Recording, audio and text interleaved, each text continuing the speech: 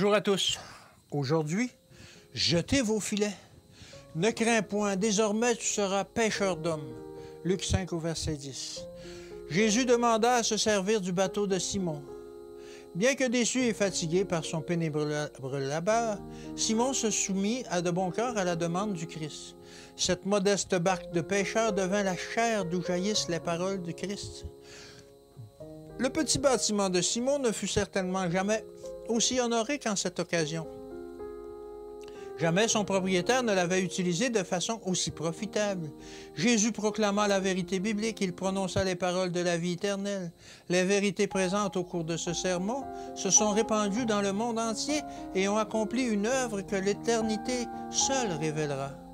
Quand le jugement commencera et que les livres seront ouverts, l'histoire de cet effort sera révélée et on verra qu'une lumière jaillit alors pour être réfléchie à travers le monde, le temps et l'éternité. Cette expérience a été répétée pour des milliers de messagers du Seigneur et a inspiré l'espoir, courage et foi. Lorsqu'il eut cessé de parler, il dit à Simon, « Avance en pleine eau et jetez vos filets pour pêcher. » La nuit était pour les pêcheurs le moment le plus favorable au succès de leur tâche. En effet, à la clarté du jour et dans les eaux transparentes, le poisson pouvait voir le filet et l'éviter. Les disciples ayant peiné toute la nuit sans résultat, il leur semblait inutile, selon la sagesse humaine, de jeter à nouveau leur filet. « Maître, répondit Simon, nous avons travaillé toute la nuit sans rien prendre, mais sur ta parole, je jetterai les filets. » Au verset 5. C'était de l'obéissance pure. Nous avons ici l'exemple d'une confiance implicite dans les paroles du Christ. En dépit des objections et de l'expérience, la première leçon est d'apprendre à connaître la volonté de Dieu, même si nous avons à passer par des circonstances éprouvantes. Puis, connaissant sa volonté, de lui obéir sans discuter. Une telle obéissance sera toujours récompensée. Quel fut le résultat de l'obéissance de Simon? L'ayant jeté, ils prirent une grande quantité de poissons, et leurs filets se rompaient.